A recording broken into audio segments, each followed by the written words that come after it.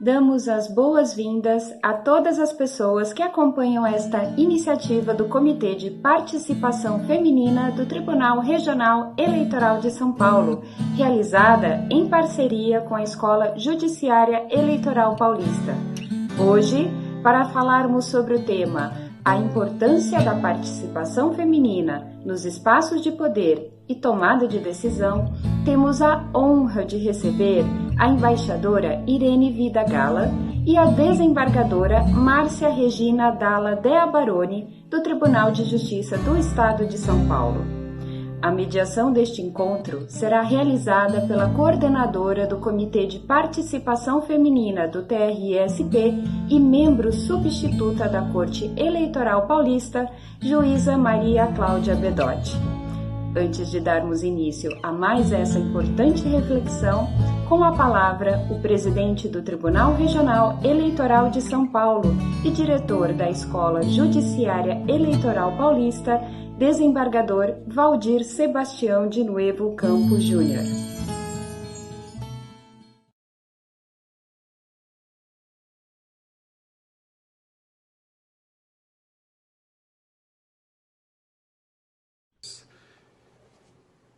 Meus cumprimentos a todas e a todos que acompanham o nosso evento. É com grande satisfação que saúdo as participantes de mais um evento do Tribunal Regional Eleitoral do Estado de São Paulo, que tem por objetivo debater as perspectivas de nossa realidade atual em relação à participação das mulheres nas esferas do poder político.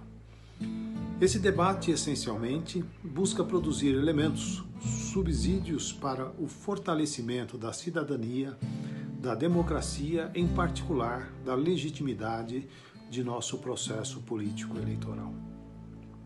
Democracia traduz, em sua essência, pluralidade, e o debate sobre a participação feminina na esfera do poder político, ou melhor, nas esferas do poder político, é um debate sobre um importante segmento social, uma maioria essencial em nossa sociedade, quer em relação à população, quer em relação ao corpo eleitoral. Tenho certeza de que, pela estatura diferenciada de nossas convidadas, o debate será profícuo e, sem dúvida, promoverá o compartilhamento de inestimáveis ideias e reflexões. Agradeço a competência e o comprometimento da doutora Maria Cláudia Bedotti, eminente juíza desta Corte Regional Eleitoral Paulista, na gestão do Comitê de Participação Feminina do Tribunal Regional Eleitoral do Estado de São Paulo. Agradeço a honrosa participação como debatedoras da embaixadora Ivone Vida Gala e da desembargadora Márcia Regina Dalla Dea Baroni, ícones em suas respectivas áreas de atuação junto ao poder público, que generosamente aceitaram o convite para compartilhar seu profundo conhecimento, suas reflexões e experiências sobre o candente tema que será objeto do debate que assistiremos a seguir. Bom evento a todos e com a palavra nossa eminente juíza, doutora Maria Cláudia Bedotti. Grande abraço a todos.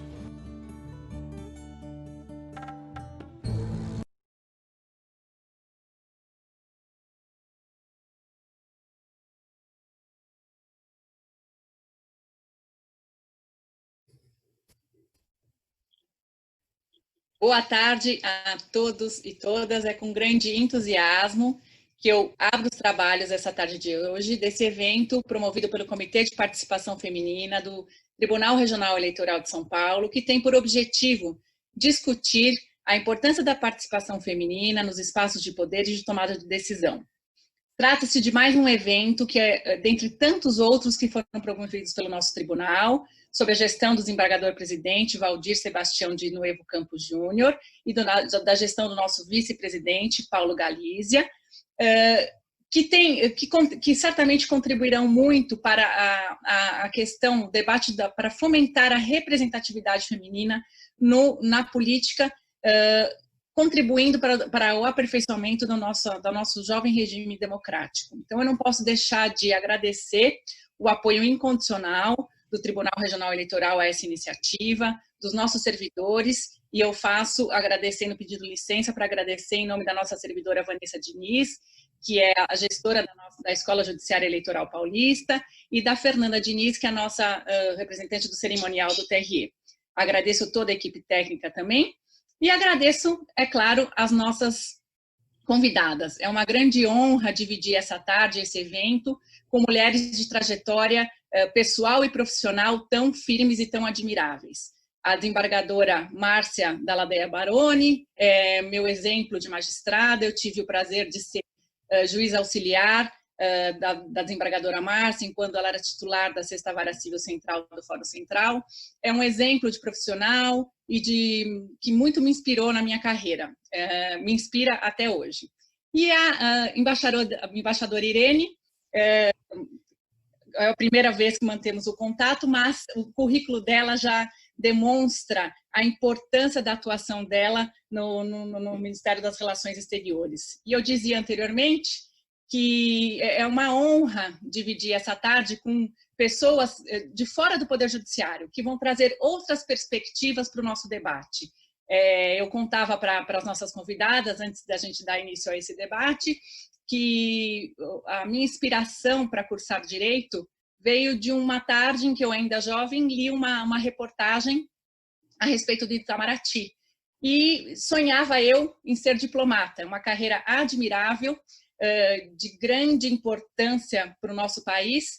E aí eu fui cursar Direito com o intuito de me tornar um dia diplomata. Acabei me desviando, né, para outra função, era escrevente de tribunal e acabei me tornando magistrada, uma carreira que eu abracei e que eu abraço com muito entusiasmo, mas ainda lembro do sonho de um dia me tornar diplomata. Então, ouvi-la, Irene, nessa tarde, vai ser muito especial, não apenas para os nossos ouvintes, mas particularmente para mim.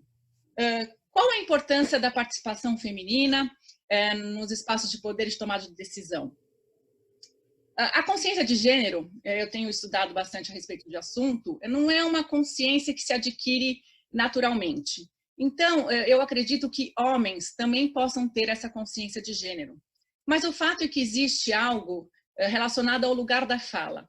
Só quando a gente ocupa um espaço que a gente pode realmente falar em nome daqueles que nós representamos.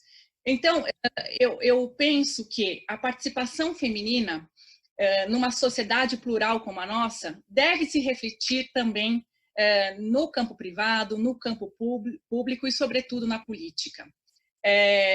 A mulher, ela conquistou, inegavelmente, muito espaço no século XX, mas ainda hoje, no século XXI, nós temos que debater a importância da participação feminina. Ainda ouvimos argumentos no sentido de que a cota de gêneros prevista na nossa lei de eleições seria uma cota contrária à meritocracia, e não é. O debate a respeito da importância da representatividade feminina, ele é promovido em larga escala mundial. Tanto é que nós somos signatários da ONU, e um dos objetivos do desenvolvimento sustentável da ONU é justamente assegurar a participação feminina, a igualdade de gênero em todos os espaços de poder. Então, eu penso que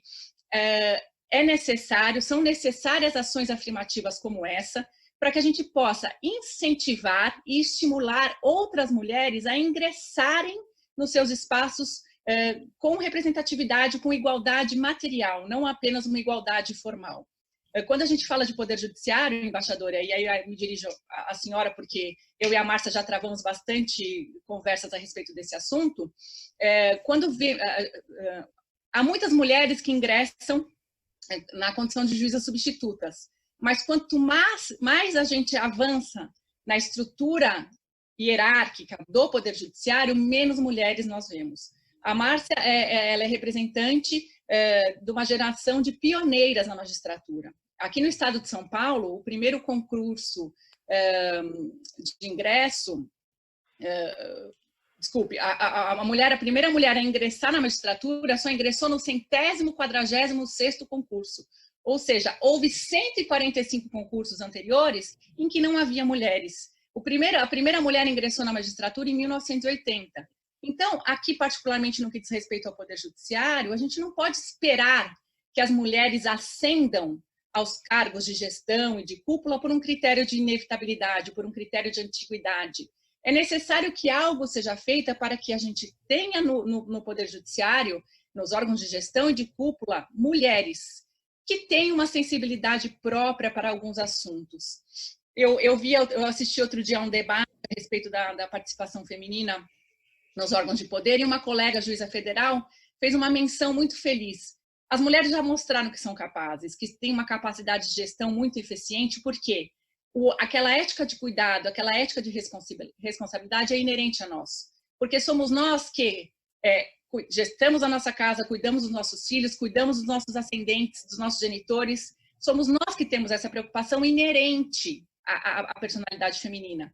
E mulheres, justamente por terem essa ética de cuidado, essa inerente à sua personalidade, já mostraram no campo público, como a Angela Merkel, já mostraram como a ética de cuidado contribui para uma gestão eficiente. São países, a Alemanha e a Nova Zelândia, são países que eliminaram a Covid com muito mais eficiência que todos os outros países do mundo. E são países geridos por mulheres.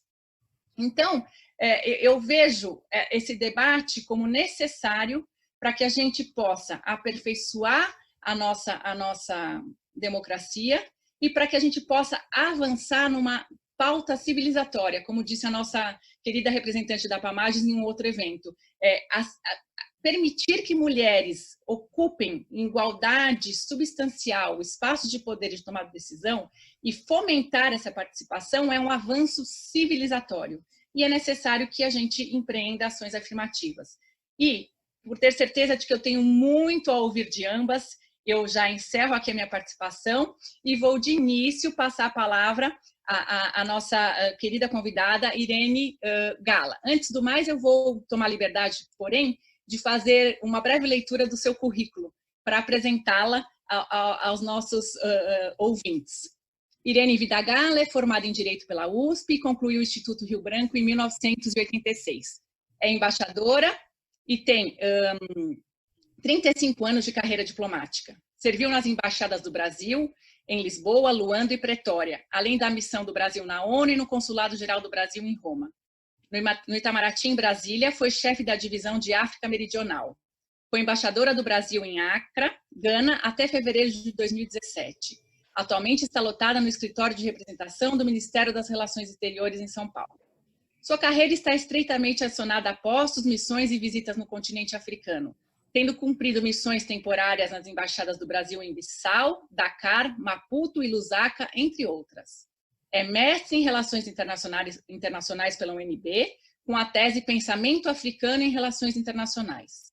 E no curso de Altos Estudos do Instituto Rio Branco, apresentou a tese Política Externa do Governo Lula para a África, a política externa como instrumento de ação afirmativa, ainda que não só. Tem realizado várias palestras versando sobre temas relativos às relações Brasil-África e sua vinculação ao tema do racismo no Brasil. Lançou o projeto Monuen Eresp, que leva simulações do modelo ONU a escolas de ensino médio da rede pública do Estado e do município de São Paulo. Está no documentário Exteriores, Mulheres Brasileiras na Diplomacia, de 2018, que registra os 100 anos de mulheres na carreira diplomática. Tem participado de debates sobre as mulheres no mercado de trabalho, sobretudo no serviço público e na política. Então, agora, com muito entusiasmo, eu passo a palavra à nossa convidada, a nossa ilustre convidada, Irene Vidagala. Muito obrigada, agradeço muito esse convite. Eu dizia há pouco que é a primeira vez que eu falo para uma audiência mais associada ao público do Judiciário. É uma alegria, uma satisfação, agradeço muito esse convite do Comitê de Participação Feminina do TRE de São Paulo, a doutora Maria Cláudia, e também é um prazer e um privilégio estar com a desembargadora, minha colega aqui de painel, doutora Márcia. Eu costumo brincar que é muito normal no âmbito feminino as pessoas passarem a chamar a gente de Irene, Maria Cláudia, Márcia, e eu digo que eu adoro meu título. Eu adoro meu título e adoro ser chamada de embaixadora. Custou muito para chegar lá. não foi uma trajetória fácil. Então, eu não cedo esse título, porque no ambiente masculino, você não vê homens cedendo títulos.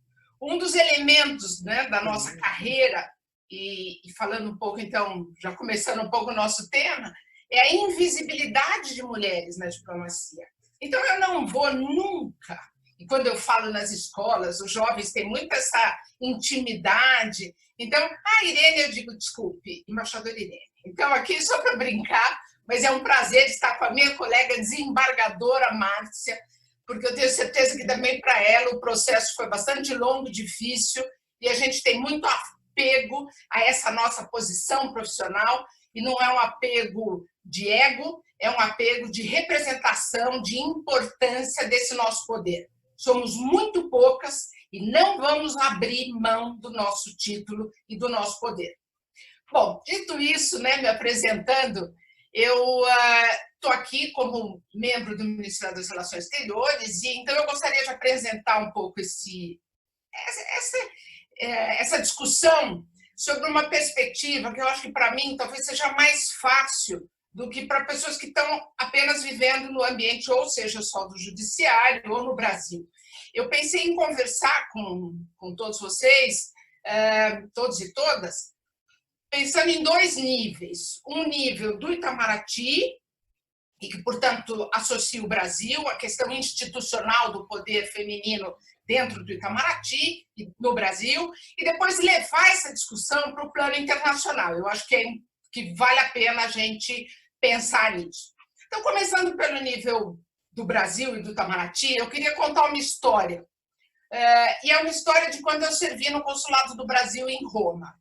Eu estava de chefe do consulado por um interregno, um período que o chefe saiu e ia chegar um outro. Eu fiquei, na época, eu era ministra, e eu estava como chefe do Consulado do Brasil em Roma. Quando eu cheguei em Roma, eu descobri que a maioria dos brasileiros que vivem legalmente na Itália, e não como cidadãos italianos, mas como cidadãos exclusivamente brasileiros, a maioria absoluta, com uma casa superior a 70%, são mulheres. E a maioria, ou quase totalidade dessas mulheres estão na Itália porque se casaram com italianos. Ao estarem na Itália casadas com italianos, elas são, num número significativo, vítimas de violência doméstica.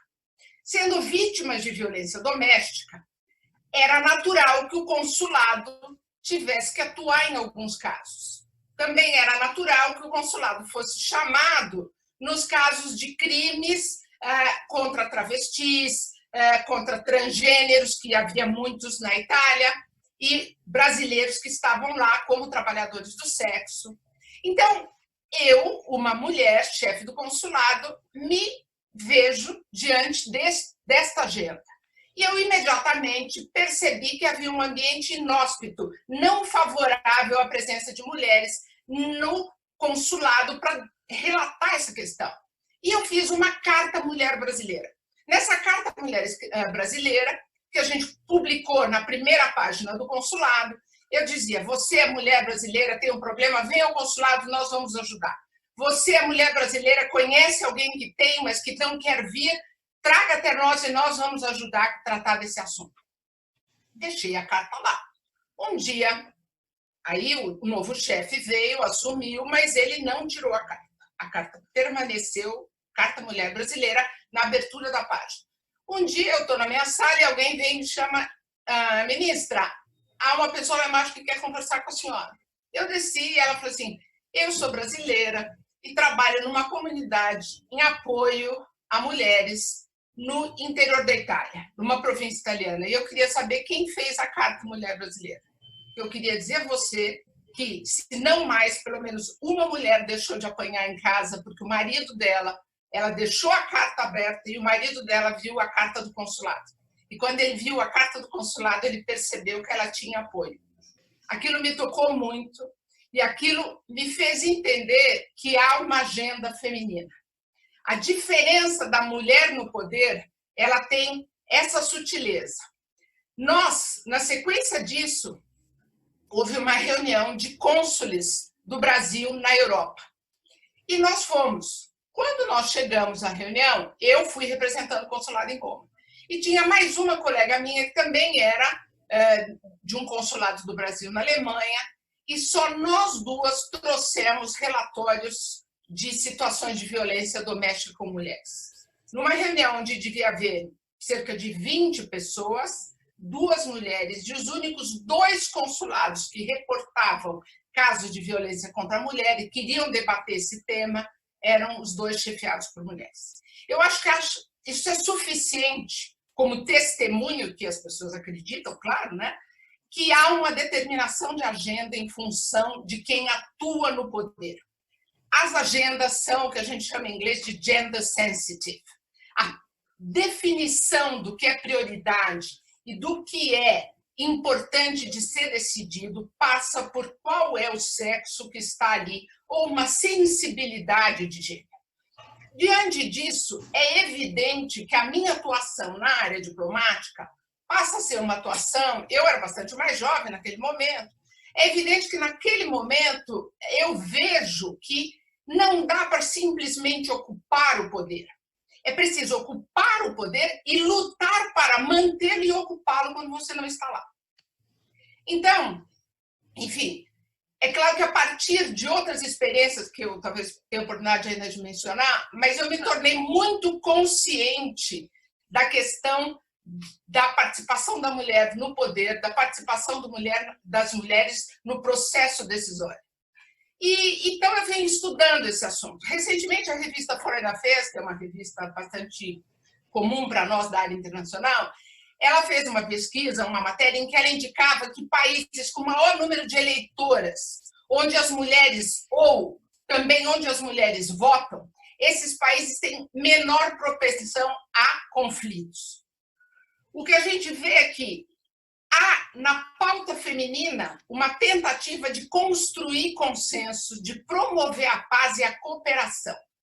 Essa busca dessa agenda é muito própria da mulher. Eu vou falar um pouquinho mais disso quando a gente tratar do aspecto internacional.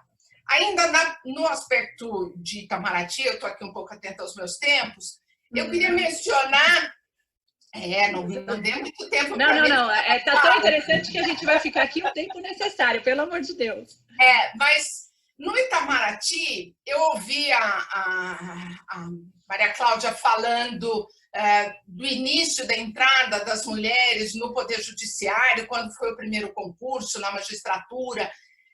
E isso me remete necessariamente a um dos temas que eu ia falar, que é a presença das mulheres no Itamaraty. Nós somos invisíveis, né? Como eu mencionei, ser embaixador é ficar sempre apontando para o mundo que existem sim mulheres na diplomacia. Se você é uma jovem que pensa em fazer Itamaraty, talvez a Maria Cláudia tenha um pouco desistido da função porque não via mulheres e pensava isso não é para mim. Como eu ouvi, por exemplo, o pai de uma menina, a menina reportando, né, falando assim: embaixadora, eu queria fazer de Itamaraty, mas meu pai disse que isso não é carreira para mulher. E aí todo mundo começou a falar: pô, seu pai é um machista. Aí eu fui lá defender o pai da menina. Eu disse: não, seu pai não é um machista.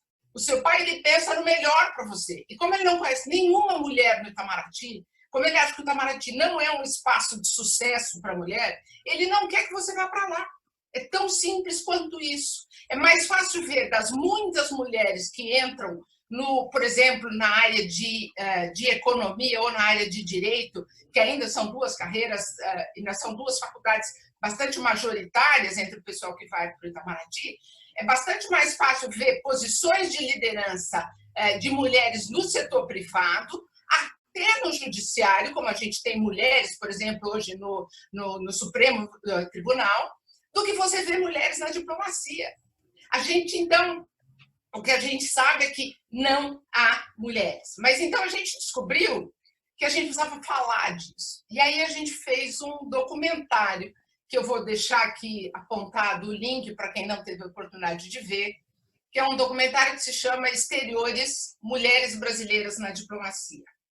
Como é que esse documentário surge? É claro que eu participo desse documentário, fui convidada e com grande satisfação tive a oportunidade de falar. Esse documentário, ele surge para celebrar os 100 anos da primeira mulher que entrou no Itamaraty. A primeira mulher que entrou no Itamaraty foi em 1918. Então, nós, em 2018, fizemos esse documentário dos 100 anos. E, para vocês que são da área jurídica, eu vou falar uma coisa muito engraçada. Não só ela foi a primeira mulher a entrar no Itamaraty, como ela foi a primeira mulher a entrar no serviço público brasileiro. Foi uma diplomata, foi uma mulher diplomata. Ela entrou muito jovem, baiana, então era preciso fazer um requerimento, uma petição para o ministro das Relações Exteriores para que ela pudesse fazer a prova. Os candidatos tinham que escrever ao ministro. Era Oswaldo Aranha. Então, para fazer, quem ela pediu para fazer a petição? Ninguém mais, ninguém menos do que Rui Barbosa. Rui Barbosa fez a petição para a entrada da primeira mulher. E era difícil negar isso, né? Quer dizer, os argumentos deviam ser bastante sólidos e sonoros, e foi permitido. Não só ele entrou, como ele entrou em primeiro lugar no curso. Então, fez sua carreira. Nós fizemos, então, esse documentário para celebrar os 100 anos da entrada da Maria José Ribeiro de Castro no Itamaraty. E é claro que isso era apenas um dado a partir do qual a gente começou a trabalhar a história da presença feminina dentro do Itamaraty. E essa presença feminina é uma presença de idas e vindas. A gente entrou por uma medida judicial, várias vezes impediram o nosso caminho, sempre por meio judicial a gente conseguiu superar as dificuldades. Quer dizer, nunca foi um processo natural da instituição, foi sempre uma luta para, na justiça, vencer o que a instituição tinha colocado como um empecilho. Essa é a nossa história de 100 anos no Itamaraty. Hoje, qual é a situação? Muito recentemente, já neste século, o ministro Celso Amorim, durante o governo Lula, criou algumas práticas para facilitar algumas promoções de mulheres. Já havia mulheres embaixadoras, mas ele aumentou o número de mulheres embaixadoras. Ele mandou a primeira mulher embaixadora para as Nações Unidas, um posto importante. Só que ele não escreveu isso. Ele não fez nenhuma portaria. Ele não fez não legislou a propósito disso. E o que aconteceu? O que aconteceu foi que isso parou de acontecer. Vou consertar minha cadeira que está caindo. O que aconteceu foi que, após a saída do ministro Celso Amorim, tudo voltou atrás. E hoje, pensando que nós estamos em 2020 e na atual situação política que nós vivemos, o tema da questão de gênero e da promoção da mulher no espaço de poder, ele não só foi diminuído dentro do Itamaraty, como o Itamaraty reflete o que a gente vem fazendo no âmbito internacional. A gente tem uma nova apresentação do tema, há novas forças políticas dentro do Brasil que entendem não haver uma agenda de gênero que possa ser apresentada assim. Então, hoje, dentro do Itamaraty, houve um silenciamento da luta das mulheres. Nós tínhamos conseguido fazer, no contexto dessa celebração, e talvez um pouquinho antes disso, um comitê de raça e gênero, e isso começou quando o Itamaraty se dá conta dos assédios. A gente não pode deixar de falar de assédio. Em 3 dias, 72 horas, a partir de uma matéria que saiu no jornal falando de assédio no Itamaraty, que não havia alguma coisa assim, o que acontece? Ao longo... agora cai de vez. Olha só, pronto. Ao longo de 3 dias, a gente consegue recolher no Itamaraty cerca de 100 denúncias de assédio. 100. Numa população feminina pequena. É claro que são assédios maiores ou menores, mas 100 mostra que há. Então, a partir daí, a gente começou a agir. Isso tudo não é sem luta, não é sem constrangimentos, porque o Itamaraty é uma carreira altamente hierarquizada. Então, como é que você luta nessa hierarquia para defender seus direitos? Bom, a gente vem tentando fazer isso e eu costumo dizer que, por isso, eu sou tão vocal e eu convido realmente as pessoas a assistirem ao nosso documentário. Eu acho que o teto de vidro que nós encontramos, seja para promoções, seja para colocação em postos importantes, porque não há embaixadores mulheres em Londres, nos Estados Unidos, em Buenos Aires, não há. As mulheres vão para a África, onde, aliás, eu fui embaixadora, as mulheres estão nos consulados, onde elas vão cuidar das pessoinhas, porque a nossa agenda é uma agenda assistencial, claro, né? Então, nós, no Itamaraty, hoje estamos silenciados, mas nós precisamos continuar falando. Por isso, eu agradeço mais uma vez a oportunidade de falar, de trazer para todos, porque eu acho que nós, de todas as instituições públicas, a gente tem que trabalhar conjuntamente. O nosso trabalho é conjunto, é coletivo. Eu também costumo dizer, quando eu falo, sobretudo para jovens, né, porque há uma questão de role model, né, quanto que a gente pode inspirar essas jovens que querem fazer a mudança, e a gente já fez a mudança. Né? A minha colega desembargadora, a Márcia, ela foi das precursoras, eu também, enfim, eu já, como temos mulheres há muito tempo no Itamaraty, mas hoje nós estamos num novo momento, onde eu digo que eu sou irritante. Eu tenho que ser irritante. É desagradável ser irritante. Você chegar num lugar onde você tem só homens e você citar que você é a única mulher, eu sou irritante. Eu vou ser irritante. E vou ser irritante enquanto eu viver. Por quê? Porque essa é a minha responsabilidade. Eu não cheguei até onde eu cheguei para desfrute. Mulher é de desfrute? Pois é, eu também desfruto. Mas eu, sobretudo, eu luto para que mais mulheres cheguem à minha posição. Então, o que eu costumo dizer é, eu sou irritante porque eu me recuso a ser deixada de lado, seja na execução da política externa brasileira, seja na formulação da política externa. Eu tenho competência, eu me capacitei para tanto, eu estou disposta a lutar por esse espaço de poder, mas eu preciso ter a oportunidade disso. E quando há um teto de vidro, eu não tenho o que fazer, porque eu sei que eu não vou chegar lá. Eu sei que não me é dada a chance. Então, eu luto por cotas, eu defendo as cotas e eu irritantemente defendo a mulher no espaço de poder, no caso, no Itamaraty e, evidentemente, dentro do Brasil.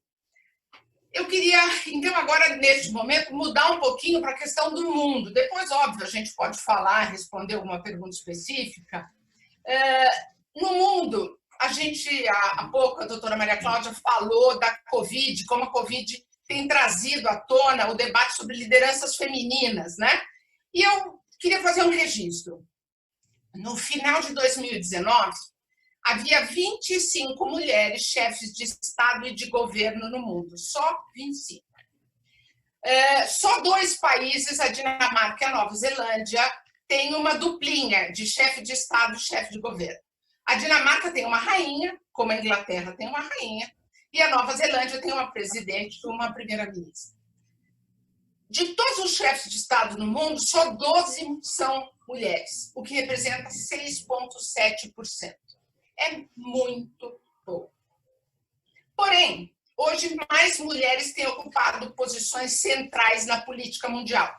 E a gente vê isso, por exemplo, quando na diplomacia da União Europeia, frequentemente é mencionado, mulheres presentes, ministras da defesa, o que é um tema importantíssimo, defesa entregue à mulher.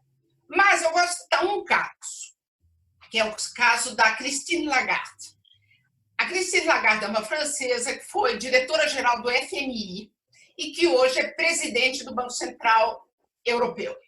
Qual é a diferença da Christine Lagarde? É claro que eu não estou mencionando a Christine em comparação a Angela Merkel, por exemplo, que é, enfim, chanceler da Alemanha. Mas eu estou dizendo, fora do nível de chefe de Estado e de governo, nós temos a Christine Lagarde, que tem um poder que é econômico. Ela deter o poder econômico é bastante diferente de você ter mulheres, por exemplo, ocupando a agenda de direitos humanos. Direitos humanos, a Bachelet do Chile, ela está lá.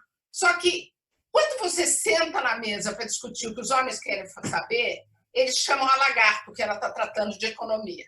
Então, nós temos um tema aqui muito importante, que é o tema dos papéis historicamente e socialmente atribuídos aos homens e às mulheres. Aos homens, a gente atribui historicamente, né, sociologicamente, a concepção masculina na sociedade é associado, enfim, o homem está associado a características de racionalidade, de poder, de independência e, sobretudo, de espaço público. Enquanto que as mulheres estão associadas a paixões, irracionalidade, necessidade de apoio, proteção, domesticidade e a esfera privada. A gente precisa mudar isso. A gente precisa falar sobre isso para mudar que o nosso papel não é só dentro de casa, né? A gente tem ouvido muito falar, e eu falei da importância da Lagarde como agenda que cuida de temas econômicos. No Brasil, a gente tem ouvido muito falar que nos programas de políticas públicas para apoio às camadas mais necessitadas, enfim, todos os programas de apoio, eles devem colocar o dinheiro na mão da mulher. Todo mundo já entende que a mulher faz melhor gestão do dinheiro para cuidar dos interesses da família. Então, por que a mulher está associada a essa gestão privada, às necessidades, à fraqueza, mas, ao mesmo tempo, ela é a melhor gestora? A gente, no fundo, reconhece que a mulher tem uma percepção do coletivo que é bastante melhor do que dos homens. A gente está falando aqui do quê? Faz diferença ter uma liderança mulher? Porque todo mundo fala, mas e daí ser mulher? Só porque vocês são metade? Né? Não, não é por causa disso. É porque há diferença de estilo e de prioridade. As mulheres, elas gerem melhor as famílias porque elas têm que gerir conflito. As mulheres gerem melhor a economia porque elas sabem reduzir as necessidades, a sua essencialidade. Isso é sabido, isso é dado comum. Na agenda política, a mulher ela é a construtora de consenso, do trabalho coletivo, da vocação para a paz. Eu queria citar um documentário que talvez algumas de vocês tenham visto, recente, que chama Eleitas, feita pelo Instituto Update. Eles fizeram um trabalho que elas, que é um grupo de mulheres, fizeram um trabalho que foram buscar 100 mulheres líderes na América Latina. E líderes porque são parlamentares, porque estão no executivo. É absolutamente fascinante, eu recomendo muito que vejam, enfim, é muito legal. Agora, há um exemplo que eu não sei se vocês já ouviram, que é o exemplo do México. O México, e eu não conhecia, né, até esse documentário.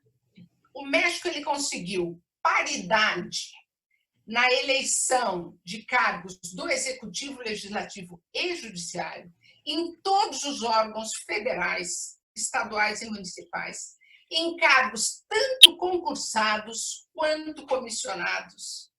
Isso é absolutamente extraordinário.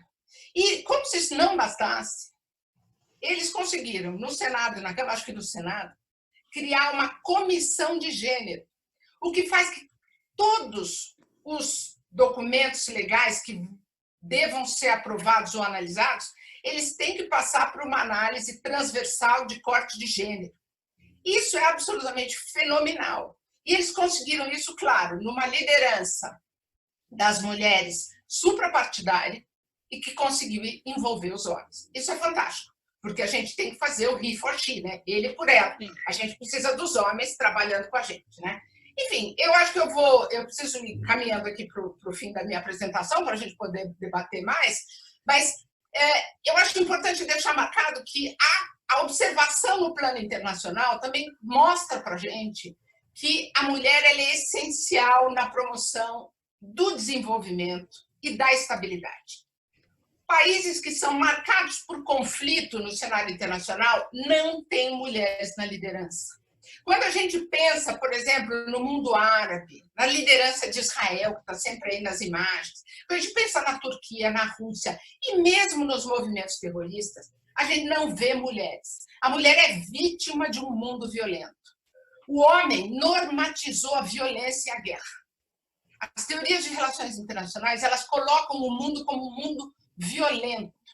A gente precisa mudar isso. Então, todas as teorias feministas que a gente estuda chamam a atenção para a possibilidade de você mudar essa agenda, de você fazer, seja uma hermenêutica, seja uma epistemologia do mundo, em que a gente mostra uma agenda feminina, a possibilidade de mostrar um mundo que pode ser não só gerido, mas pode ser entendido a partir de outras perspectivas.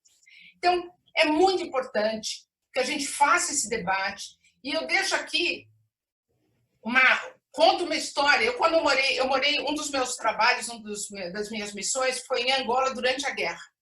Quando eu fui para lá, todo mundo dizia: nossa, mas você vai para um país em guerra? De novo, né? Mulher vai para um país em guerra. Como assim, né? Não, eu, enfim, cheia de frufru, só posso ir para lugar que tenha cabeleireiro. Não, eu fui para um país em guerra e cheguei lá e aprendi com as mulheres de lá, muito ativas no movimento de paz, que mulher não manda seu filho e seu marido para a guerra. Isso elas diziam sempre. Então, de novo, foi outro momento ao longo da minha carreira que eu vi como há um corte, há um espaço para a mulher. Isso eu vi. Eu quero só deixar aqui para o nosso debate talvez 3 pontos, que são as referências do que a gente pode fazer.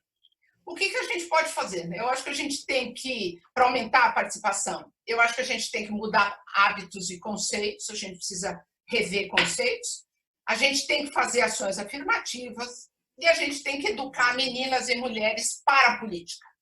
Role models, né? Pessoas, mulheres como nós, como eu, como a Márcia presente aqui, nós temos esse papel de mostrar para as meninas e para os homens que as mulheres têm capacidade de falar e falar com propriedade, com disposição de se envolver no política. A política é uma vocação e isso pode acontecer.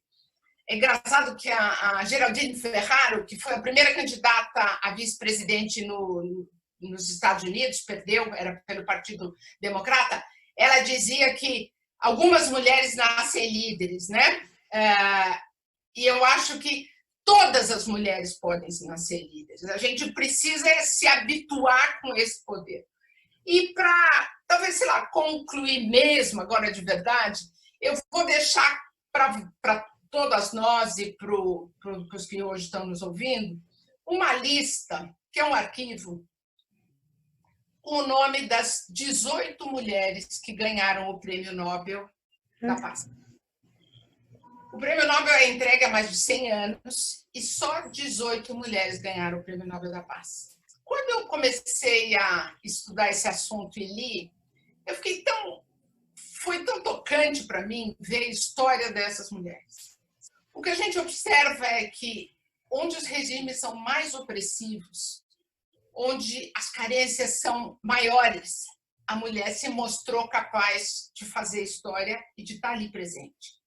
A última mulher a ganhar um prêmio Nobel foi uma iraquiana, que ganhou em 2018, e ela é uma ativista contra a violência sexual em conflitos armados, né? Ela própria foi vítima do Estado Islâmico. A gente sabe que a violência sexual é uma arma de guerra. É uma arma de guerra contra as mulheres. E é surpreendente que só em 2002, ou seja, ontem, foi no Estatuto de Roma incluído, qualificado estupro como crime de guerra. Até então, não era sequer crime. Nós tivemos, na Segunda Guerra Mundial, a violência contra mulheres, tribunais internacionais que trataram de genocídio e tudo mais, mas nunca se falou de violência de guerra contra a mulher. Então, nós temos muito, desde a dor física, a dor intelectual, a dor moral, mas a gente tem que lutar por protagonismo. E o que mais me encanta de falar para o judiciário é porque eu acho que o judiciário tem um imenso poder nas mãos. São as pessoas do judiciário que podem rever conceitos, reformular entendimentos, fazer uma nova hermenêutica do que está escrito. Qual é o espírito do legislador? Naquela época era hoje a sociedade quer outra coisa. Então, eu acho que no judiciário está a possibilidade de promover as ações afirmativas, a gente viu como isso tem acontecido, a possibilidade de rever conceitos, de fazer uma nova hermenêutica da sociedade, e há a chance de educar pela visibilidade que vocês têm, porque vocês são muitas. E, enfim, muito obrigada por essa chance de falar com vocês. Computadora, e aqui agora eu faço questão de utilizar essa nomenclatura. Eu já tinha certeza que uma perspectiva de uma nova perspectiva sobre o debate seria interessante, mas foi 1000 vezes interessante. A gente poderia ficar aqui a tarde inteira e, aliás, faço questão de convidá-la para outras oportunidades, para outras ações. O Tribunal Regional Eleitoral, ele tem um papel muito importante nessa desenvolvimento de cidadania e de educação de crianças, de jovens. Nós temos, inclusive, um projeto de levar às universidades, às escolas, palestras e eventos a respeito de educação política. Então, vai ser uma grande honra se a gente puder contar com a sua participação, porque, como você disse, me permita chamá-la de você, ainda hoje, em pleno século XXI, nós temos que ressignificar os papéis que os homens atribuem a nós, mulheres, na sociedade. Nós já mostramos que somos capazes, mas precisamos de um espaço para que essa pauta feminina seja levada adiante. Você dizia sobre a Arábia Saudita, né? O Brasil, num ranking feito agora em janeiro de representatividade feminina nas câmaras legislativas federais, ele ocupou, num total de 193 países que são acompanhados pela União Interamericana, que é um órgão vinculado à ONU, a posição 140, atrás da Arábia Saudita. Isso um país que, conhecidamente, renega direitos às mulheres. Aqui na América do Sul, o Brasil, em termos de representatividade feminina nas câmaras legislativas, ocupa o último da América do Sul. Ou seja, nós temos muito a avançar. E vamos avançar como? Sendo irritantes. Eu me identifiquei muito, porque eu e a Márcia somos duas reclamonas. É o título que os homens nos dão. Vocês só reclamam. Faz mal. Agora eu quero ser reclamona e irritante. Almejo isso depois da sua palestra. Tenho mais do que certeza de que é necessário falar, bater e rebater nesse assunto, porque é importante que as meninas de hoje, nos vejam como exemplos. Nós conseguimos, de uma forma ou de outra, chegar às estruturas tão fechadas. Nós pelo concurso, você também pelo concurso, nos firmamos e nos reafirmamos diariamente. Mas é importante que a gente reafirme essa posição feminina para que outras mulheres se inspirem nisso. E quem sabe a gente consiga, assim, aumentar de fato e chegar a uma igualdade substancial e não apenas formal de participação feminina. Foi uma alegria ouvi-la. Horas e horas, mas não teremos, não perderemos essa oportunidade. Teremos muitas outras oportunidades para ouvi-la. Muito obrigada.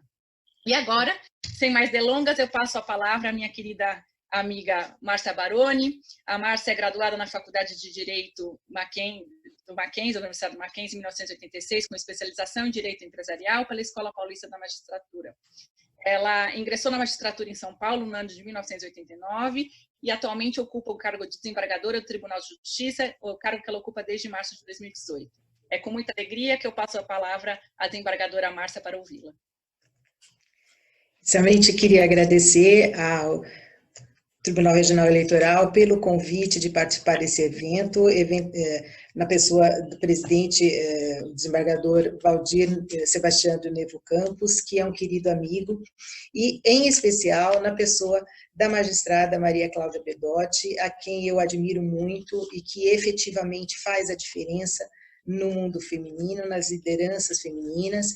Ela assume não só o cargo de juíza de direito da magistratura paulista, cumulando o cargo de juíza perante o Tribunal Regional Eleitoral de São Paulo e ainda coordena o Comitê de Participação Feminina no Tribunal Regional Eleitoral. Então, é com muita honra que eu venho agradecer a participação no convite. Cumprimento também com muita admiração a embaixadora Irene Vidagala, e pela brilhante carreira, tive a oportunidade, assim que soube que dividíamos um pouco a palavra, de pesquisar a sua carreira, que é belíssima, que é efetivamente admirável. As causas que você abraça revelam muito da sua personalidade, do seu caráter.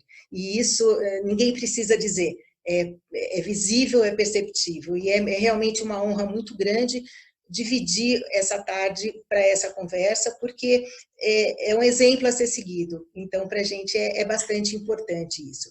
Logicamente que a minha explanação será focada no Poder Judiciário, que é a minha área de atuação, né?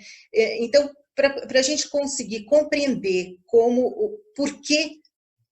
o porquê do debate da importância das mulheres nos postos de comando do Poder Judiciário, precisamos entender um pouco como funciona a carreira. Eu vou falar da carreira paulista, em outros estados há uma certa diferença por causa do número. São Paulo é um estado muito gigante, é tudo muito grande aqui, então nós temos uma carreira grande, uma pirâmide muito grande. Nós temos uma base com 2.500 juízes e terminamos com 360 desembargadores. E isso faz uma diferença muito grande em relação a outros tribunais. E, obviamente, se reflete nos postos de comando. São Paulo, o início dos concursos públicos para juízes em São Paulo foi em 1922. A primeira mulher só ingressou entre 80 e 81. Foram realizados 145 concursos com ingresso exclusivamente masculino para que as primeiras 3 mulheres conseguissem ingressar. Então, daí a gente pode concluir que nós temos uma gama maior de juízes, homens, na frente da antiguidade da carreira do que das mulheres. Eu ingressei na carreira em 1989, portanto, 8 anos depois da primeira. Não sei exatamente o número de mulheres que ingressaram nesse período, mas tenho certeza que não passam de 30, 35. Uhum. Onde a gente pode concluir que o número de ingressos em cada concurso girava em torno de 3 a 4, 5 no máximo mulheres. Não que não concorrêssemos, é que não éramos aprovadas. Por quê? Porque somente em 1996 as provas deixaram de ser identificadas. Enquanto as provas eram identificadas, nós tínhamos um filtro. E aí, uma cota inversamente. Não era uma cota para garantir ingresso, era para impedir o ingresso. Então, era tolerado o ingresso de 4, 5 em cada concurso. Não que fosse a garantia.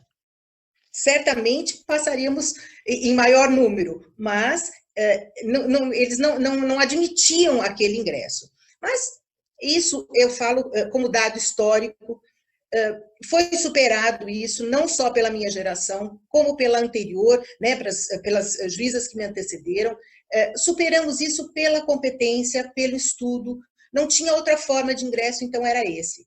E as juízas que foram ingressando posteriormente, também, obviamente, pela competência, e a partir de então, a partir da não identificação das provas, praticamente se igualou o número de ingresso, comprovando uma vez mais que não era falta de concorrência ou falta de capacidade, e sim de um movimento daquele tipo invisível que não permitia o ingresso. Mas isso é, como estou dizendo, é fato histórico, ficou no passado e nós fazemos questão de dizer que a nossa competência nos trouxe até aqui. Então, hoje, o número de juízas gira em torno de 38%, 38,5%, alguma coisa nesse patamar. Ainda não conseguimos a igualdade, mas com o tempo a gente tem certeza que vai conseguir. Só que isso não nos garante nenhuma representatividade na cúpula do tribunal. Antes, a gente ouvia muito falar que as mulheres não concorriam aos cargos de liderança. Primeiro que demorou para chegar ao cargo de desembargadora. Por quê? Porque a nossa carreira, ao contrário de outras, é bastante rígida no critério de promoção. Isso é um critério puramente objetivo que gira em torno da antiguidade. Chegou sua vez, se você quiser, você é promovida. Se você não quiser, você não é. É assim, e tanto faz se é homem ou mulher. É o cargo, você quer ser promovido, vai. Se não quer, não vai. Então, isso, para nós, é importante na medida em que não há possibilidade de sermos preteridas pelo fato de sermos magistradas, mas, ao mesmo tempo, faz com que essa promoção seja lenta, seja bastante, assim, hoje, por exemplo, que tivemos um acréscimo na aposentadoria em 5 anos, hoje pode se aposentar aos 75 anos, a carreira ficou praticamente estagnada. E o que isso reflete? Numa demora ainda maior das mulheres chegarem aos cargos superiores, da instância superior, que seria de desembargador. No caso do órgão especial, que o nosso tribunal, por ser muito grande, dos 360 desembargadores, formamos um órgão especial com 12 mais antigos e 12 eleitos. Esse órgão especial é um órgão de administração junto com a presidência, vice-presidência e corregedoria. Bem, esse órgão de administração, formado pelos 12 mais antigos, obviamente não tem nenhuma mulher. Por quê? Porque na antiguidade não temos nenhuma mulher que ainda chegou a esse cargo. Entre os 12 eleitos, temos 11 homens e uma mulher. Essa mulher só conseguiu ingressar nesse cargo em 2018. E eu ouvi muitas vezes, mas as mulheres também não concorriam ao cargo, como seriam eleitas? E eu fiz questão de contar quantas concorreram aos cargos. Foram 6 concorrentes ao cargo, em anos separados, em vagas separadas, mas dessas 6, só uma conseguiu ser eleita quando concorrendo pela 3ª vez. Então, a gente percebe que há novamente, uma invisível rejeição, porque não é possível 1, 2, 3, 4, 5 e 6. Nenhuma delas preenchia os requisitos para poder ingressar nesse cargo, que é eleito por 2 anos e, portanto, é um cargo de representação na administração. Isso é a situação que nós temos. São Paulo está hoje dessa forma. Então, nós temos quase uma igualdade numérica e uma inexpressiva representação na cúpula do tribunal. E isso, qual é o problema? Por que a gente imagina isso? Primeiro, como já foi dito pelas minhas 2 colegas, nós temos uma questão cultural. As mulheres tiveram dificuldade de ingressar, como já disse, pelo fato das provas serem identificadas, e também tínhamos um problema de identificação. Temos, né, hoje, o problema de identificação da figura masculina. A figura masculina, ela é para cargos superiores e hierarquicamente importantes. E a mulher sempre é associada a um cargo mais acessório e mais subordinado. Então, nós não temos culturalmente os paradigmas importantes que nos levem a essa posição. Então, psicologicamente, as próprias mulheres pensam: será que eu vou me candidatar? Será que eu vou conseguir? Culturalmente, nós sabemos que somos capazes, como qualquer outro colega da carreira, mas essa formação cultural que nos trouxe até aqui nos intimida a pleitear o cargo. E eu mesma posso dar um depoimento. Quando eu era moça, como a Maria Cláudia, na faculdade, e querendo saber que carreira eu ia escolher, eu me decidi pela carreira pública já na faculdade. Eu nunca tive vontade de advogar, não gosto da advocacia. E eu pensava comigo: eu vou ser promotora de justiça, porque eu via muitas promotoras, e eu trabalhava com uma procuradora de justiça, que era, na carreira do promotor, o equivalente ao desembargador na carreira do Ministério Público, seria o procurador de justiça. Então, hoje, eu analisando a Márcia da faculdade, eu vejo que eu queria o Ministério Público antes da magistratura, porque era a única figura com a qual eu me identificava na carreira pública. Porque eu trabalhava num tribunal formado por 50 homens. Não tinha nenhuma juíza em 2º grau. Então, eu imaginava: eu vou ser promotora, e depois que eu tiver prática, eu tiver um pouco mais de maturidade, eu vou prestar o concurso da magistratura. quando eu estava estudando e podia escolher a carreira que eu quisesse. Eu não precisaria fazer esse caminho, né? E como de fato fiz e prestei os 2 concursos e fui aprovada nos 2, escolhi aquele que eu queria. Então, isso é uma prova clara de que as meninas têm que se identificar com as figuras de poder e de um cargo elevado para que elas possam acreditar que são capazes também. É uma questão cultural mesmo.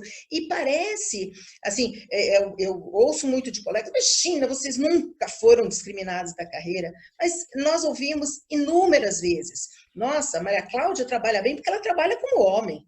Mas trabalha, nossa, ela é brava que nem um homem, ela trabalha como homem. Não, eu trabalho como uma mulher. Eu sou rígida como uma mulher, eu trabalho bem como uma mulher.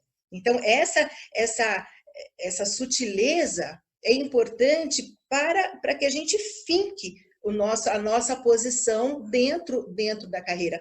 Mas voltamos na mesma questão. Essa rigidez da carreira está impossibilitando o acesso a esses cargos de administração, a não ser nessa possibilidade dessa eleição. E aqui temos que fazer também uma meia-culpa, porque as mulheres que estão nos postos de desembargadora precisam almejar esse cargo para que possa ter mais representação, porque temos uma base sem representação, temos toda a base da carreira sem representação nos órgãos de administração. Dos 12 antigos, nós não conseguiríamos. E dos 12 eleitos, é preciso que tenhamos a disponibilidade de concorrer ao cargo. Então, aí o que a gente passa para, diante da problemática, a gente passa para uma possível... Que ações a gente poderia ter para mitigar esse problema, né? Uma colega nossa, Camila, que é muito amiga da Maria Cláudia, Camila Melo Gonçalves, ela escreveu um artigo muito interessante, onde ela propõe uma ação afirmativa de destinar um cargo entre esses 12, obviamente 11 para os mais antigos, e um para a mulher mais antiga, como forma de equilibrar, de certa forma, numericamente, essa representação dos 24 que compõem o nosso órgão especial, que seriam as decisões administrativas. É um órgão auxiliar da presidência, quase, né?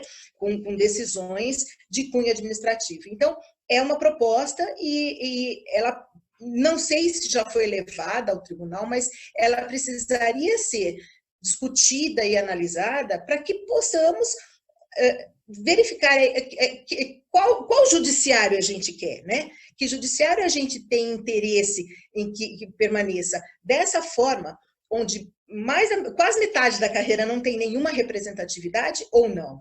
Então, pensando nisso, e também nós temos, eu acho que essa seria uma ação afirmativa, nós teríamos também a formação, poderíamos promover grupos de estudo, canais de denúncia, porque nós temos vários problemas. E agora aqui eu amplio um pouco, não só falando da magistratura, mas também do funcionalismo público. Nós temos uma gama muito grande de mulheres no funcionalismo e não temos canais de acesso para que elas possam, por exemplo, fazer uma denúncia de assédio, para que elas possam, dentro das políticas públicas, horário de trabalho, possibilidade de saídas, possibilidade de faltas, enfim, aquilo que compõe o dia a dia da mulher trabalhadora, para que sejam discutida, essa problemática seja discutida pela cúpula do tribunal, que hoje não tem nenhuma atenção, não tem nenhum olhar para isso. Ou, se tem, é muito pouco, ele não é expressivo. Então, seria necessário isso.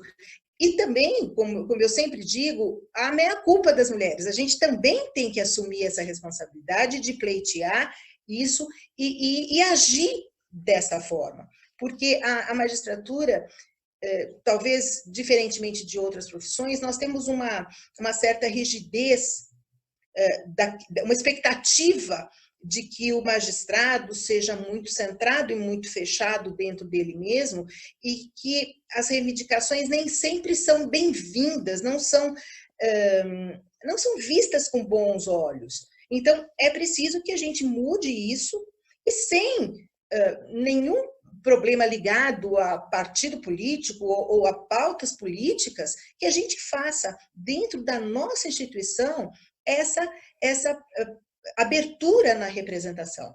E o que isso nos beneficiaria, como finalizou a embaixadora Irene? O que isso nos traria de bom, né? Primeiro, que eu acho que essa pluralidade na administração é muito interessante.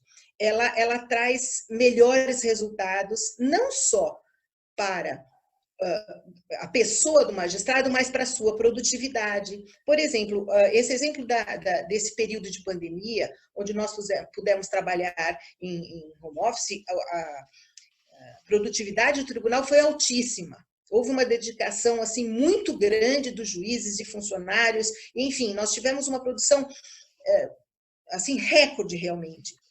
Mas ninguém parou para ver a dificuldade que teve a mulher juíza, com os filhos juntos, a nossa funcionária, que precisava... Eu tenho funcionários que me mandam e-mail, eu tenho 2 funcionárias que me mandam e-mail 2, 3 horas da manhã, porque elas têm criança pequena e eu sei que o horário que elas trabalham é quando as crianças estão dormindo.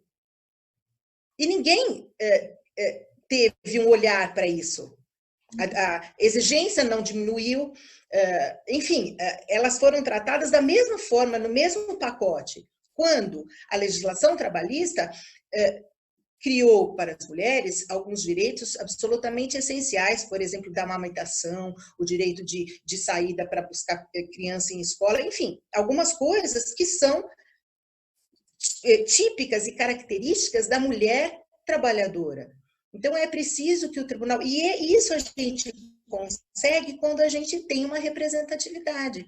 Então, essa pluralidade na administração permitiria esse olhar cuidadoso em relação às dificuldades que as mulheres têm, não só a nossa funcionária, como a nossa juíza, a nossa desembargadora, porque todas nós temos o mesmo estilo de vida, né? a mesma composição familiar. E eu acho que isso impactaria grandemente naquilo que o judiciário representa, naquilo que o judiciário se mostra para o público, porque você tem muitas vezes as decisões centradas naquele núcleo, mas não se sabe de onde vem, como se conseguiu chegar até ali. Né? Que sacrifício pessoal cada um fez para chegar até ali. Então, essa pluralidade na representação nos órgãos de poder poderiam impactar diretamente nisso, no bem-estar do funcionário, da juíza, da desembargadora, para que a gente possa efetivamente prestar a nossa função jurisdicional da melhor forma possível. Né? Então, assim, em linhas gerais, eram essas as colocações que eu queria fazer, mais ou menos terminando da mesma forma que a embaixadora Irene, questionando, né, o que isso nos faria de melhor. Por que a participação feminina nos espaços de poder seria positiva, seria boa para nós? Né? Então, eram essas as considerações que eu tinha a fazer, Maria. Muito bem. Como esperado também, eu ouvi a Márcia, travamos sempre longas conversas a respeito da importância da participação feminina, e ouvi-la com toda a propriedade de quem chegou lá é uma grande satisfação. Eu queria apenas, Márcia, esclarecer para a embaixadora Irene, que aqui no Tribunal de Justiça de São Paulo, dos 360 desembargadores, apenas 8% de mulheres. Temos apenas 8% de mulheres, e nenhuma nunca ocupou um cargo de cúpula. Quais são os cargos de cúpula? Presidente, vice-presidente, corregedor. Nunca houve uma mulher nesse cargo no Tribunal de Justiça de São Paulo. Quando você falava na sua fala sobre as dificuldades da mulher na carreira, eu lembrei da nossa presidente do Supremo Tribunal Federal, ministra Ellen Grace, quando ela assumiu lá, foi necessário construir um banheiro feminino. Isso foi um evento. Assim como foi no Tribunal de São Paulo. Não havia banheiros para desembargadoras. Nós não tínhamos banheiros. Isso foi inaugurado ano passado, 2019, 2018, né, Márcia, na gestão do desembargador. Um evento para inaugurar um banheiro para uma desembargadora. É algo, assim, inacreditável. Porque, como bem disse a Márcia, é importante que a população se veja representada no Poder Judiciário. Nós temos 51% da nossa população é composta por mulheres. Chegamos nos tribunais, temos apenas homens. E veja, há um olhar sensibilizado da mulher para algumas questões jurídicas, não é, Márcia, que julgamos. Esse olhar feminino nos julgamentos. Todo julgador traz, ao decidir, é claro, por questões técnicas, fundamentado na lei, mas traz as suas experiências pessoais. E isso é muito importante. Veja, como também dizia a embaixadora, no âmbito do judiciário, aquelas propostas de justiça colaborativa, de justiça restaurativa, de conciliação, são sempre, em sua maioria, fruto do trabalho de mulheres. Uma gestão mais humanitária, um olhar para a situação das servidoras mães, das servidoras filhas, das juízas mães, das juízas filhas. Muito se diz nessa época de pandemia, estamos produzindo muito. De fato, o Tribunal de Justiça está com a maior produtividade do Brasil, o Tribunal de Justiça de São Paulo. Mas quem está amando mesmo a pandemia e o trabalho remoto são os homens, porque as mulheres, nós estamos trabalhando de madrugada. Porque eu, particularmente, tenho 2 crianças. A Márcia bem sabe das minhas dificuldades. Ora, eu julgo o processo, ora eu calculo a circunferência vezes o pi, que não é a minha área. Então, é necessário que haja no nosso órgão de cúpula mulheres, e não adianta a gente esperar. Foram 60 anos sem concurso, em concursos em que não havia mulheres. Então, assim, no nosso cenário do Poder Judiciário, essa proposta de cotas da nossa colega Camila é inovadora, e nós estamos começando a falar. E eu queria saber, embaixadora, se existe alguma proposta também no Ministério das Relações Exteriores, ou isso é absolutamente impensável ainda? Olha, parabéns, Cláudia, muito bom ouvir a história de você, Márcia, eu ouvi a história de vocês e como é que isso funciona. Eu fico assustada quando eu vejo uma proposta, por exemplo, como a de colega de vocês. Se eu entendi bem, ela fala que no cargo de 12 que são por antiguidade seja uma mulher. Eu já me assusto com a proposta.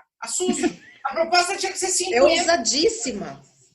Não mas a proposta ousada. Para pedir, porque veja só, o espaço. Eu sou uma negociadora por carreira, tá? Nós somos negociadores. O negociador, ele maximiza o seu pedido para conseguir algo razoável, tá? Se você por isso que a pluralidade é bom. Você não consegue nada. Você negocia e se consegue apoio para pedir 50. Eventualmente você vai conseguir um pouquinho menos, mas É um pouquinho melhor, embaixadora. Na realidade, é um artigo que essa nossa colega publicou, essa colega é doutora em Direitos Humanos, e ela publicou esse artigo numa revista do Tribunal de Justiça da Bahia, nem aqui de São Paulo. Eu acho que o ônus da discussão, o debate, é tão ruim, quer dizer, é tão difícil, que a gente tem que maximizar o pedido. Tá?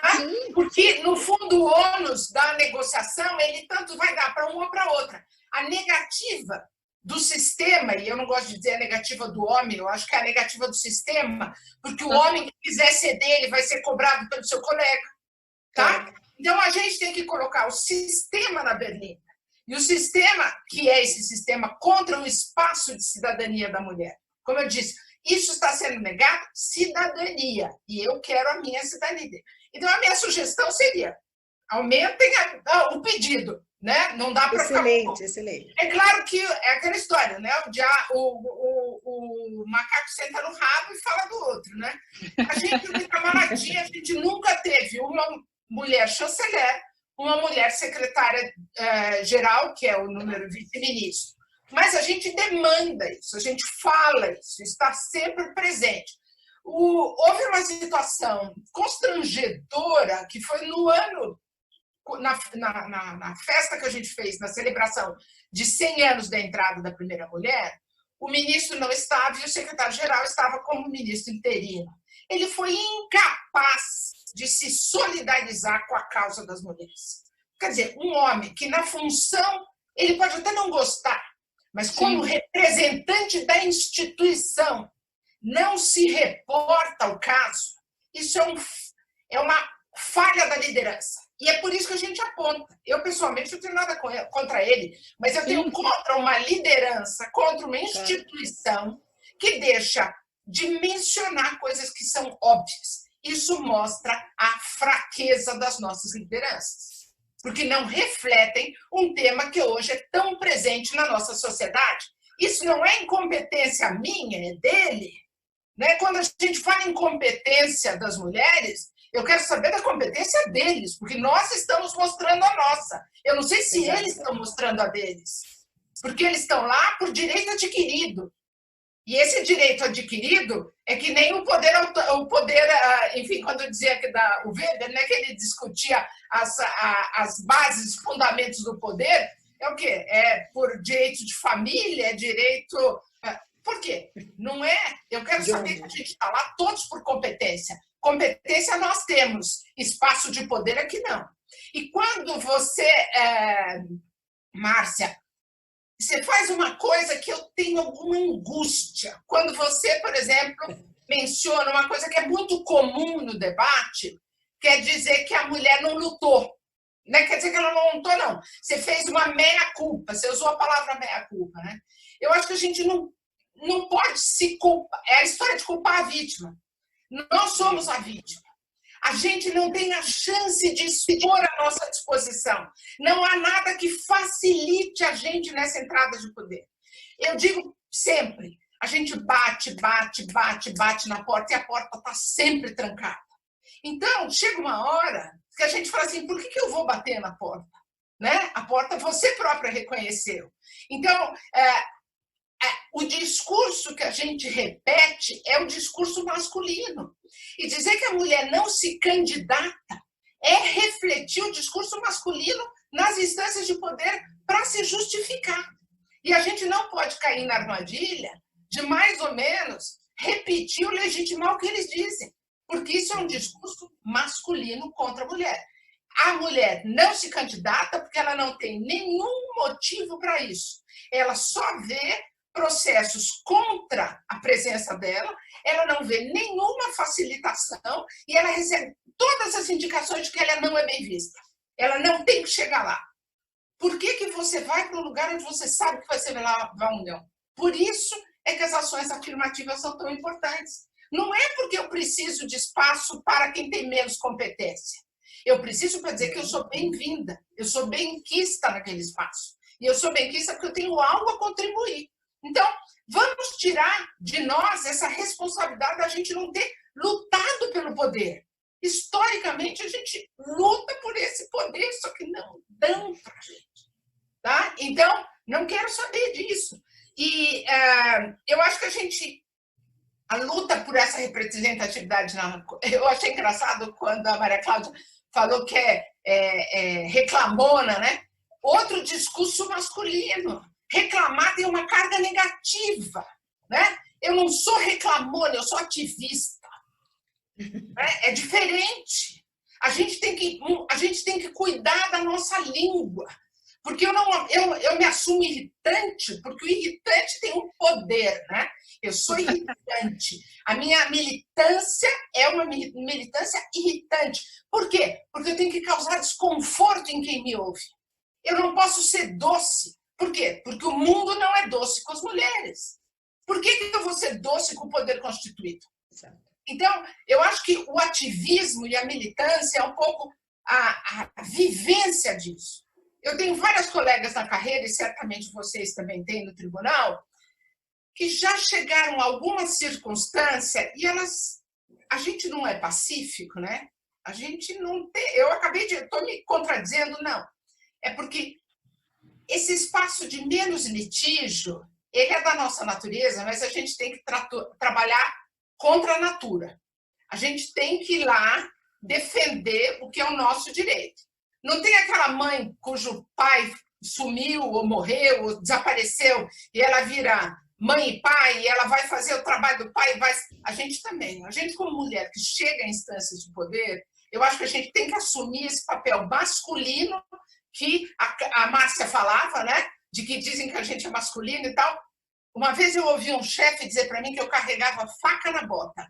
Carrego faca na bota. E não se põe na minha frente, tá?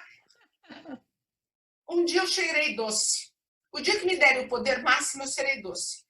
Até porque, como liderança feminina, nos espaços onde eu sou chefe, eu consigo construir relações muito pacíficas e muito colaborativas. Quer dizer, se eu tenho esse irritante, na hora que eu exerço o meu poder, eu consigo ser pacífica, eu componho, né? Cuidadora, zelo pelos interesses. Então, há dois momentos. Há o meu momento masculino, que eu vou lutar pelo poder, e há o meu momento feminino, em que eu vou gerir aquele espaço de poder da melhor maneira possível, segundo a minha avaliação. Então, eu só queria chamar a atenção para a gente cuidar da nossa linguagem. Claro, claro. Inclusive, eu falei todo o exemplo de São Paulo, mas em outros estados menores, onde as carreiras são muito menores, por exemplo, tem 12, 15 desembargadores, ao todo nós temos 360. Então, por óbvio, há uma alternatividade do poder nessas circunstâncias. Então, cada 2 anos, A, B, C, uma hora chega uma mulher que vai ser a presidente, a corregedora ou a vice. Isso acontece, já aconteceu em vários estados, não é incomum. E o que se observa, quando elas chegam lá, e chegaram porque era decorrência, não é assim que houve um movimento, mas, enfim, chegaram, não estou nem discutindo dessa forma. Quando chegam, percebe-se claramente esse olhar feminino, esse cuidado com a magistrada, com a outra desembargadora, com as funcionárias, esse tipo de abertura de canal para se discutir mesmo os problemas, para deixar claro. Afinal de contas, nós estamos contentes, nós estamos felizes com essa forma de trabalho, esse horário de trabalho, essa maneira como está sendo apresentada. O que nós estamos... Por exemplo, os critérios de promoção. Critérios de promoção, principalmente no funcionalismo público, e talvez isso se reflita também no executivo, tinham que ser claríssimos. Claríssimos. Qual é o critério? Você tem que preencher A, B, C para ser promovida. Não interessa se você é homem ou se você é mulher. Não podia interessar a ninguém.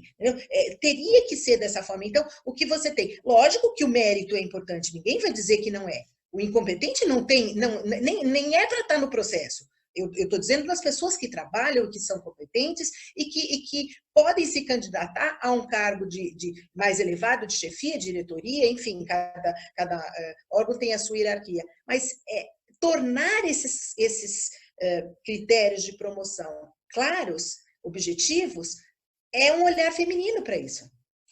É um olhar, porque para nós interessa essa justiça, esse equilíbrio, dar a oportunidade a quem fez jus à oportunidade. Se é o meu funcionário, é ele que está nessa situação, vai ser ele. Se é a minha funcionária, vai ser ela. O que eu não posso admitir é que uma funcionária que esteja nas mesmas condições não seja promovida porque eu tenho um funcionário a promover. Eu não posso admitir isso. E esse olhar se identifica quando a administração dos tribunais é feita por mulheres. Inclusive, eu li ontem um texto onde tinha uma pequena entrevista com uma presidente, ex-presidente, não é mais porque é um texto de alguns anos, uns 2 ou 3 anos passados, ela não é mais presidente, fui verificar. Mas enquanto na presidência, ela fez questão de, ao ser entrevistada, dizer isso, que na gestão dela, ela passou a prestar atenção neste ponto. Esse é o olhar feminino da administração. Então, essa é a importância, é trazer essa discussão para benefício do serviço público. E não, logicamente, que benefício pessoal, mas no serviço público se reflete, é claro. Quando você faz justiça numa promoção, seja para um homem, seja para uma mulher, isso é pacificador. Você não comete um injusto, né? Então você tem esse reflexo bom, né? E a gente tem já isso em outros estados. São Paulo não, e São Paulo tem essa dificuldade do tamanho, então a nossa luta é um pouquinho mais árdua, mas não impossível, né? E também eu queria deixar registrado que o CNJ tem se esforçado em nos ajudar nessa luta. E pelo que eu entendi das últimas deliberações, me parece que vai ser compulsoriamente formado em cada tribunal uma comissão para verificar esse equilíbrio dos espaços, para estudar formas. Por exemplo, a Camila, essa nossa colega, fez uma ação afirmativa sugerindo um cargo da desembargadora mais antiga. Já temos uma excelente sugestão da embaixadora Irene de que pedíssemos 50%, por que não? Qual seria o problema? Nenhum. Se nós temos os 12 mais antigos, as 12 mulheres mais antigas, qual seria o problema? O que modificaria nisso? Ao contrário, oxigenaria muito aquele órgão de cúpula, né? Então, é isso que faz com que a gente consiga. E nisso, eu acho que o CNJ vai nos apoiar, o que é bastante importante, né? Porque é um órgão que nasceu com uma de suas características é essa, de unificar, de fazer com que o Poder Judiciário tenha melhorias, e uma delas seria essa. E foi a partir do levantamento do CNJ, foi feito um diagnóstico de participação feminina no Poder Judiciário, que a gente conseguiu reunir elementos. Ainda é muito incipiente essa participação feminina nos órgãos de cúpula e tudo mais, mas identificar os números já é um início. E doravante, embaixadora, fique tranquila, vou me qualificar irritante se você me permitir.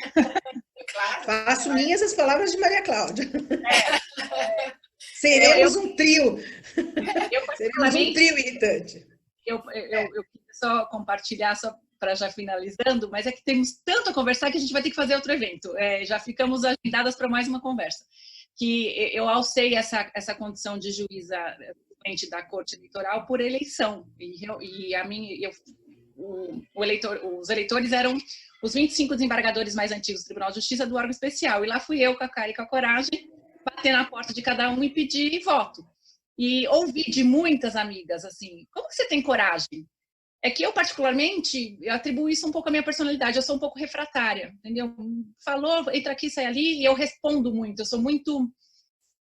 A Márcia, que me conhece melhor, eu sou muito... Falou, bateu, ouviu. É até um defeito, não falo isso como qualidade. Então, mas isso me facilitou na minha campanha, porque eu não me intimidei e concorri, apesar de ser... Eu sou juíza desde 97, mas na hierarquia do Tribunal de Justiça eu ainda sou juíza de primeiro grau, e isso foi uma inovação, uma juíza de primeiro grau concorrer a este cargo da Corte Eleitoral, para além do fato de eu ser mulher.